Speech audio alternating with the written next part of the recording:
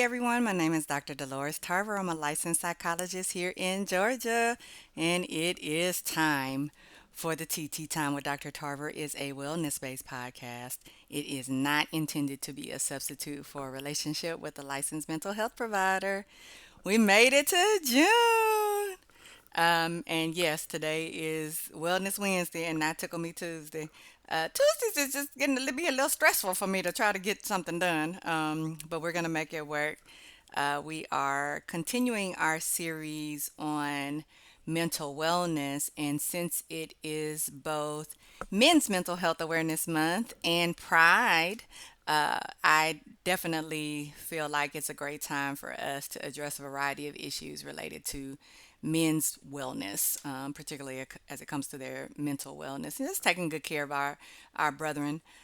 So I am going to get into it today, just kind of continuing along with, I think, some of the factors that interfere with men taking good care of their mental wellness. And I want to thank Torin for sending me an article about black men and their just determination not to keep suffering in silence. I think that a lot of times I don't know, we have so many things right now that I feel like are going on with regard to black men in particular. This article was on black men that are just trying to navigate all of the spaces that you're in, brothers. And I know it's a tough ask. Why is it a tough ask? Because there are a lot of parameters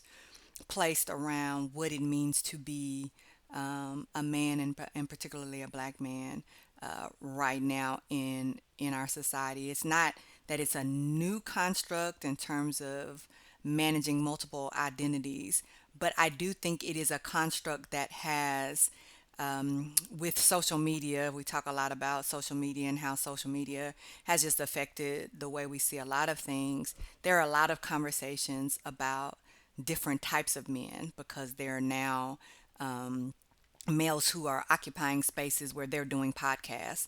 Now, you all know, I will say it every time I get an opportunity, that there is absolutely a difference between people who are licensed professionals doing podcasts and those who are simply, as we like to say in the church, putting a shingle out.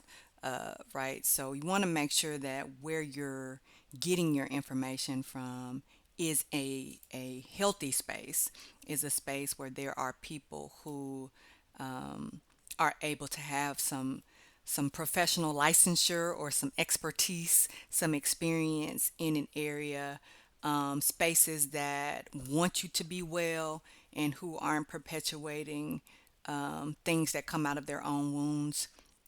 So Torrin sent me this came from Black America's Digital Daily, Word in Black, and the name of the article was "No More Suffering in Silence: Black Men Demand Spaces to Heal." So I want to like back it up a little bit, right, as to how we're gonna um, get into this conversation and why I wanted to address this particular conversation. So you've heard the terms the alpha male, the beta male. You've heard the weak male.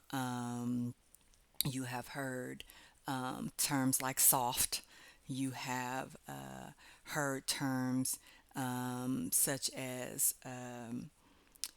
manly man, masculine man, effeminate man, metrosexual man, right? And so all of these terminologies that are out contribute, I think, to why men don't feel like they have spaces that are safe to show up, to be who they are, much less to address their mental wellness, because there is so much criticism about who men are. There are the negative narratives about men as fathers. There are the negative narratives about men being, black men in particular, being aggressive or lazy, or these YNs. You might have heard that term before. Which stands for young and rhymes with digger. And so a lot of times there are these, of course, we've got the Diddy trial going on right now. I know a lot of people have mixed feelings too about the case with Meg the Stallion and Tory Lanez. A lot of press about him being falsely accused and narratives about her and violence, domestic violence with our men.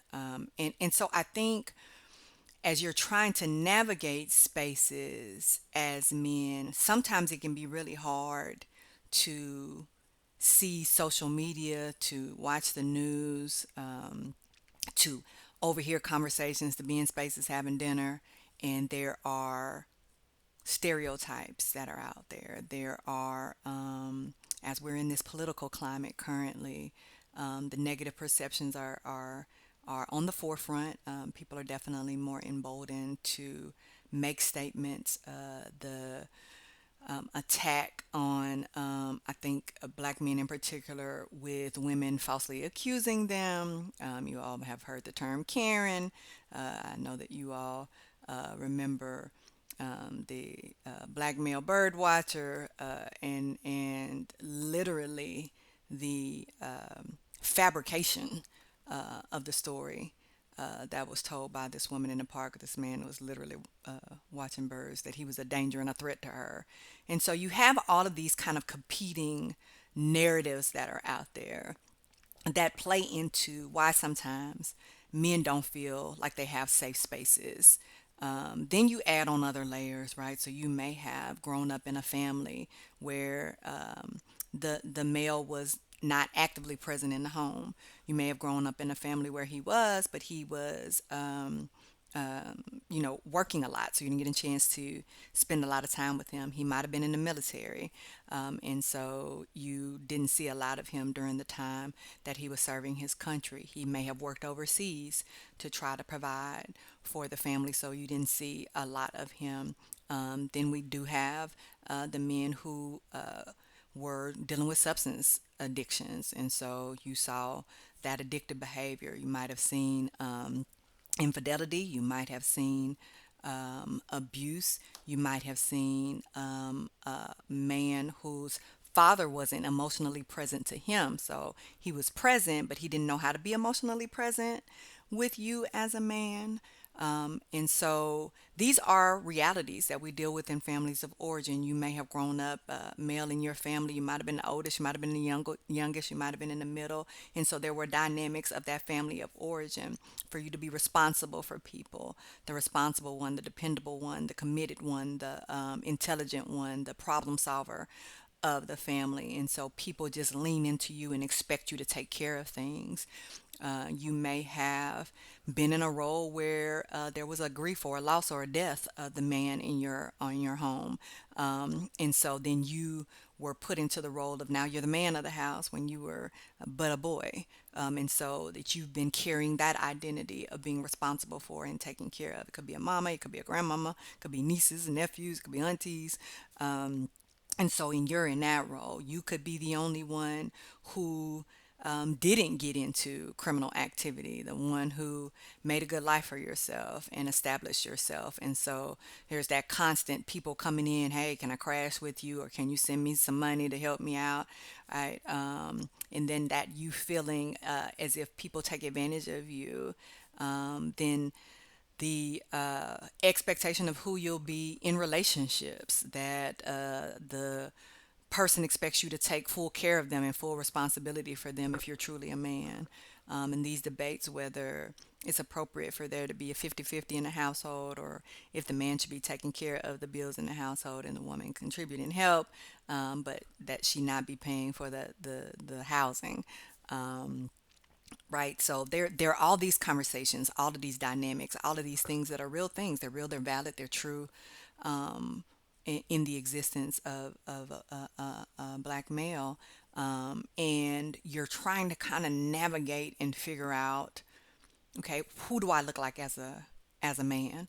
Out of whatever those experiences were, you may have different experiences that you had. You may have been taught to always have, to be able to take care of anything, any situation that you need to be able to figure it out no matter what it costs you, right? And so just the work ethic that you were taught. So whatever these dynamics are, you are then trying to figure out as you've grown into your manhood. You may have a family of your own at this point. You may have children, may have a spouse. May be in a significant relationship, and so you're trying to figure out, what do I look like? What does healthy look like? What do I want to teach my children? And I know there's a lot of perspectives around the LGBTQ plus IA community. And black men in particular in those communities are treated on a whole different level, with regard to how they're viewed, and the violence that sometimes is perpetuated against them. I know some of that is cultural. I know some of that is religious. Um, and it's not my place to debate with you on where you fall with that, but more so just to speak on how this is yet another layer that black men experience, with regard to navigating in that space and the hostility sometimes that comes along with them navigating those spaces. We tend to be hardest on black men who identify as gay, bisexual, or those who have transitioned from male to female.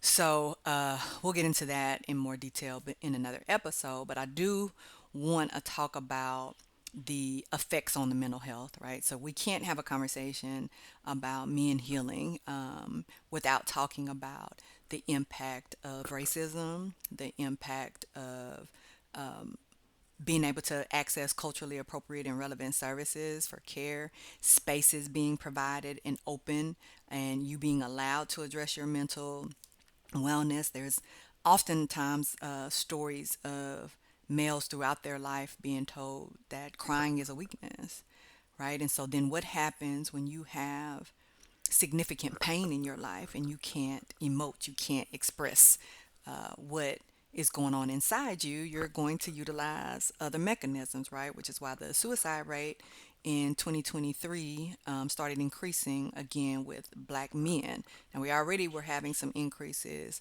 with our young black males, particularly those in the later teens into early adulthood. But now we're seeing an increase in adult males in various aspects of their lives. Some due to health issues, right? Like, because again, if I can't be a man, so i.e., physically, I don't have the same strength and ability that I may used to have. Sexually, men are impacted as they age, but also as you take different medications. Your bodies change. You might be losing your hair. You may have health issues. Colon cancer is on the rise in black males and men in general, but black males particularly. And then prostate cancer has been a challenge for men, right? And then we're seeing a resurgence in other types of cancer in men as well. And why is this, right? Because men are internalizing stress and they're not taking care of themselves. And sometimes you're working multiple jobs, you're trying to provide for yourself, you're trying to provide for a family, and so you don't necessarily prioritize the health, and you may not also be getting the message from other people that your health is a priority. And so the message may be you need to work, but sometimes the message is if I can't work, then my family goes without, so I'll make that sacrifice. So being able to navigate those challenges is really, really tough as well. Like, because again, that speaks to the identity. Am I doing what I want to be doing for my family, how I see myself, and how I want to provide, protect, for my family? And that part of that identity is the struggle as well, because then what do I do with those spaces when I don't feel good, when I'm grieving, when I'm depressed, when I'm anxious, when I'm overwhelmed, when I am burdened down, when I feel alone, when I feel isolated, when I feel like everybody is just asking for me to give them things, but I don't know that people are really showing up for me, and I don't even know what showing up for me would really look like. And so I think that's a struggle. I think that also as we talk about police brutality, as we talk about educational disparities, just access to being able to get to higher education, um, the being able to get access to jobs. We're in a market now where we recognize that it can be incredibly difficult, particularly if you were downsized, if you were laid off, if you took a retirement plan, that it is very difficult to now get back in the market of being able to get a job, particularly one that might have been paying at the same rate it was. And if you were the primary breadwinner for your family, then what does that mean? That means I'm going to be working more jobs that pay less to try to get as close to that as I can. We realize that 2 to 3 times as many Black Americans die um, at the hands of police than our peers, and so you know the suicide rates we realize among Black men are climbing because of that, right? So this what is termed deaths of despair, and so not all the time am I intentionally try to kill myself, but I'm engaging in self-harm behaviors. And so those self-harm behaviors can look in a lot of ways. Like I may be excessively drinking, I may be using substances, and I unintentionally overdose, right? Because we know over time you need more of a substance in order for you to get the same benefit. And as we're trying to numb the pain or even try to just be able to move forward, cocaine, meth, whatever the case may be, then now it's wreaking havoc in my body. And so I'm causing my death via self harm because I'm in this despair, I'm in this pain, I'm in this place of struggling. But yes, intentional suicide still remains high among our Black men. It's climbing. And unfortunately, we're now at a higher rate than our peer groups are. 2013, we saw about 100,000 people completing suicide or death of despair, if you will. Um, and we have just continued to go and go and go, which is scary, right? That Black men are 4 times as likely to die from suicide than even Black women, per the CDC. So, what is affecting us in this way are all of the things that we've talked about. I mean, our mental health, I would say, is better in general. Now you have access to virtual care. So even if you're in an area where you wouldn't necessarily have options for as many providers, you can open that up now because of telehealth services. However, it also may be that sometimes that's not a comfortable modality for our Black men. They may not want to do video appointments, and they may not actually want to do one-on-one appointments. They may prefer to do something in a group because it feels as if it's less pathologizing, right? So the stigma is big. So what does it mean to even seek mental health services? What does it say about me? And so that's why you'll have Black men feel more comfortable going to their barbershops. You'll have Black men feeling more comfortable hanging around their friends in groups. They may even feel more comfortable in men's groups at churches because these are spaces that already feel affirming and comfortable. We do know that unfortunately there is bias that occurs even as people are attempting to seek mental health services or treatment of any kind. And so Black men can often feel dismissed, invisible. Um, I have definitely had men tell me that providers have told them they need to man up, right? And so, what message does that send to you when your provider, who you're going to for your health and your wellness, says you need to man up? And so, it feeds already the wounds about not being enough, and not meeting whatever standard of comparison we have in our heads in general, as we look at our peer groups, as we look at other people in our communities. And a lot of our Black men may have Black men to whom they look up, and feeling like they've let them down, they've disappointed them, whether it's a grandfather or uncle or a father. Um, a spiritual faith leader or a mentor, right? And wanting to make sure you show up and you're making them proud. And so, what happens when I don't feel like I'm making them proud?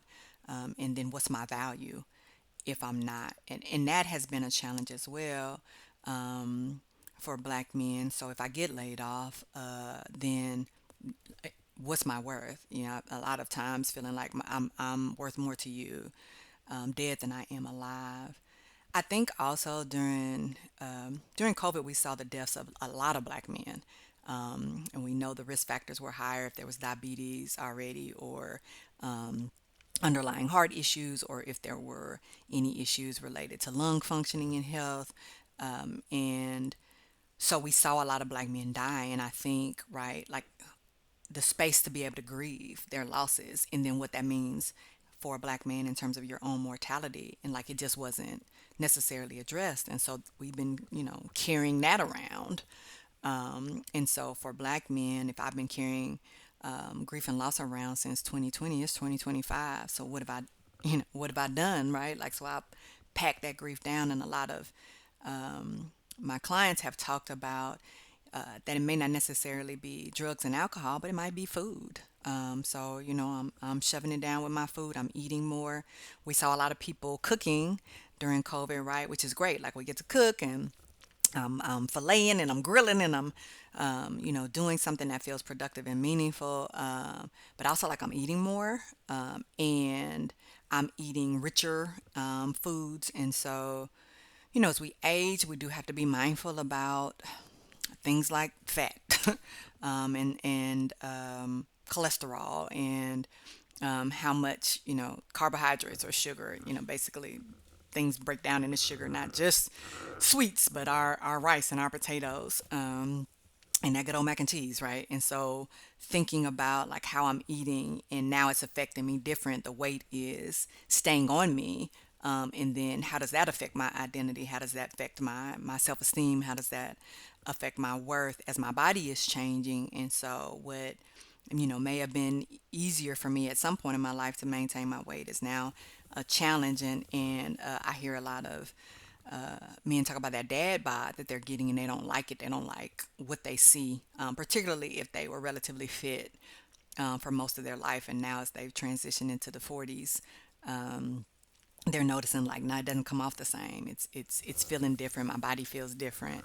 The testosterone levels change, right? And so again, the sexual prowess and being able to have healthy sexually intimate relationships can be a challenge. And so like that's going to be a hit as well, in addition to, I might have some cognitive changes that I've noticed that I'm experiencing that I didn't experience before. Y'all also may experiencing some mood changes, like you find yourself more easily irritated, kind of snapping on people more. I think also just depending on what you're taking in. So if you're in spaces where you're hearing a lot of negativity, a lot of criticism, a lot of focusing on what people aren't doing, how partners aren't showing up, how kids are ungrateful, right? Like, and that settles in you too, because then what does that say about me as their dad, or what does that say about me as the head of the household? Or what if I'm not able to function in that role anymore because there have been changes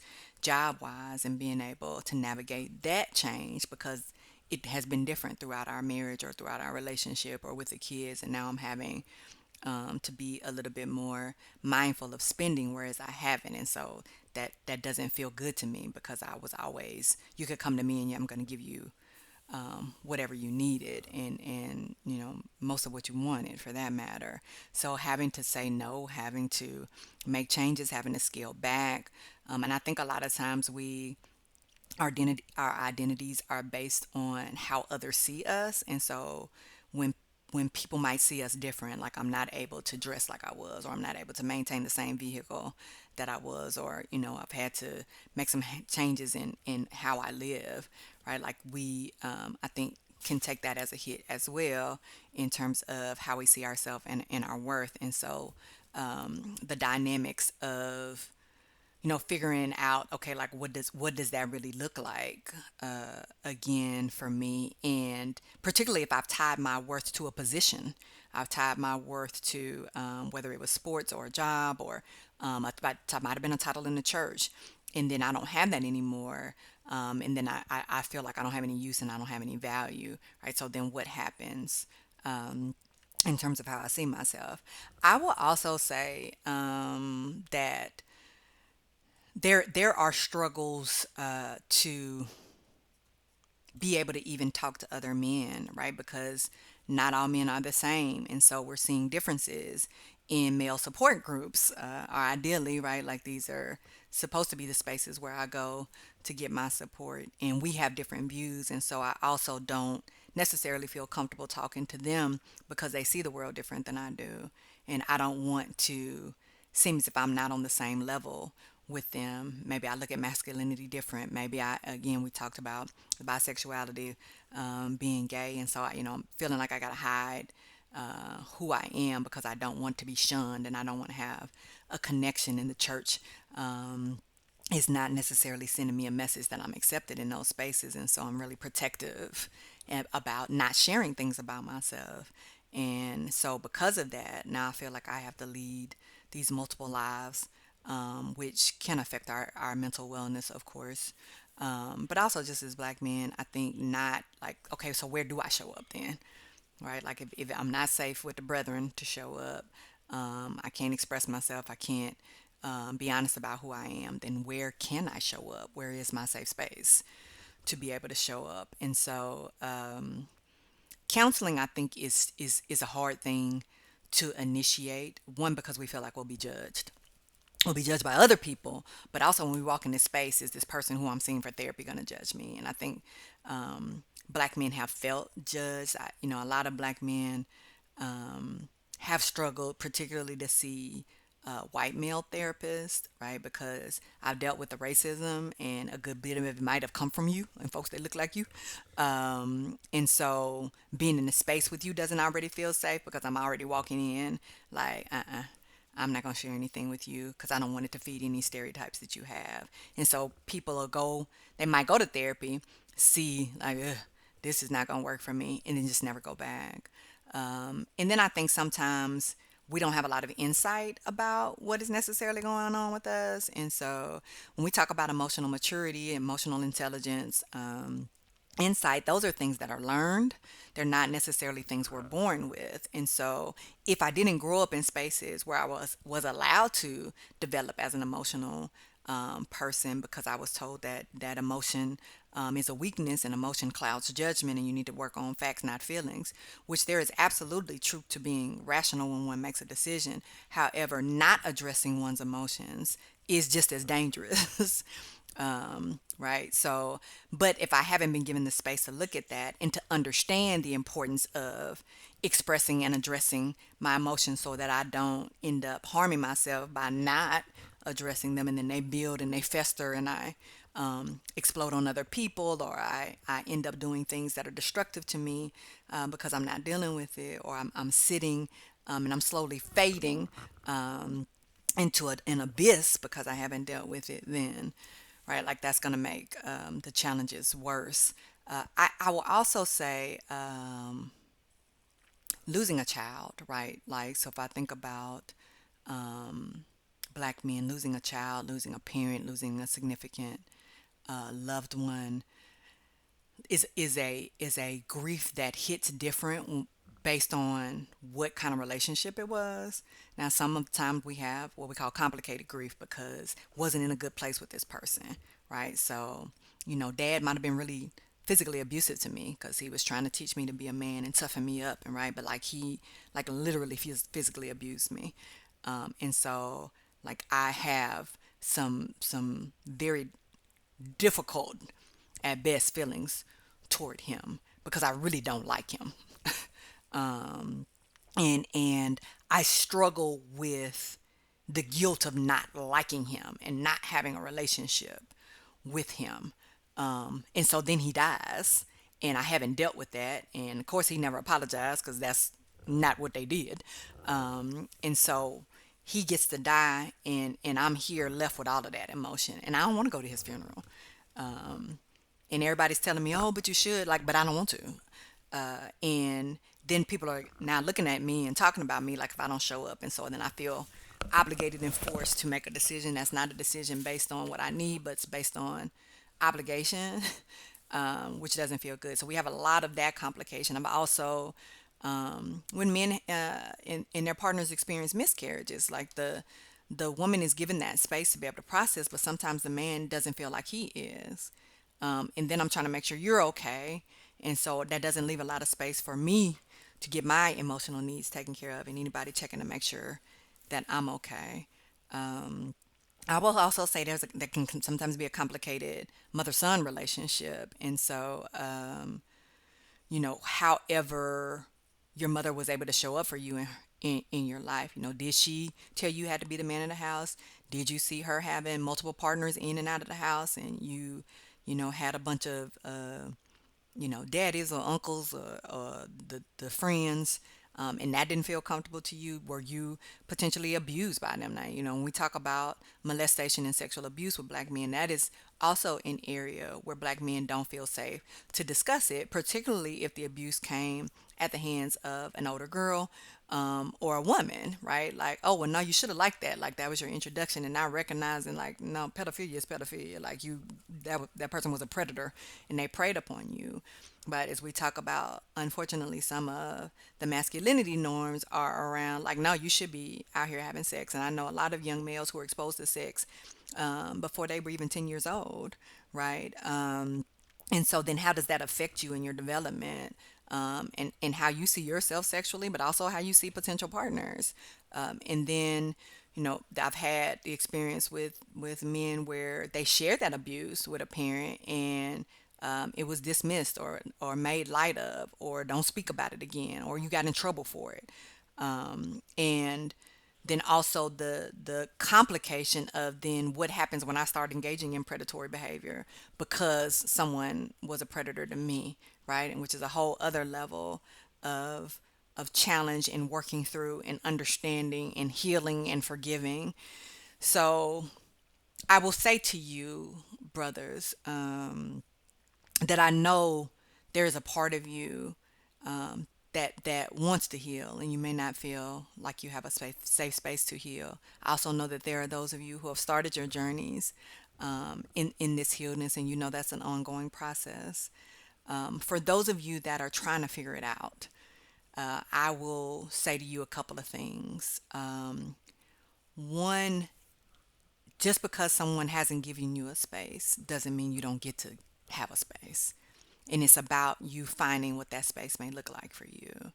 It may be that you want to speak to a black male provider. It may that you want to speak to a male. It might be that you want to speak to a female. It might be that you want to speak to a black female. You may have some preferences, and it is absolutely appropriate for you to have some preferences about who you feel like could be a safe space for you. You'll all hear me say in multiple episodes, call and have a consultation with a provider. Most of us don't have any problems taking a few minutes and talking to you a little bit about our treatment modality and working with men, and specifically working with men who have whatever the things you are presenting. I will also say to you that if you have challenges being able to express it, like, write it down. Write it down, and just have some bullet points to go over. Because what we don't want, because I know what ends up happening is people don't feel safe, and so they wait until they're in therapy with someone to reveal what they really wanted to be in therapy about. But then because the person didn't know what you really wanted to be seen for, they may not be a good fit for you. All right, so we want to decrease the likelihood that you don't get with somebody that doesn't have the expertise in the area that you need. And even if you don't go into a bunch of detail and you just generally say, I've experienced some trauma, I'm experiencing some identity challenges, like who I am and who I want to be as a man because of what was modeled for me. I'm a father, and I'm trying to address some of the things that I didn't like about my relationship with my dad, and I don't want to pass that on to my kids. I'm having problems being able to emotionally express myself with my partner. I'm getting irritated and irritable. It's hard for me to talk. Like, it's hard for me to even communicate in general.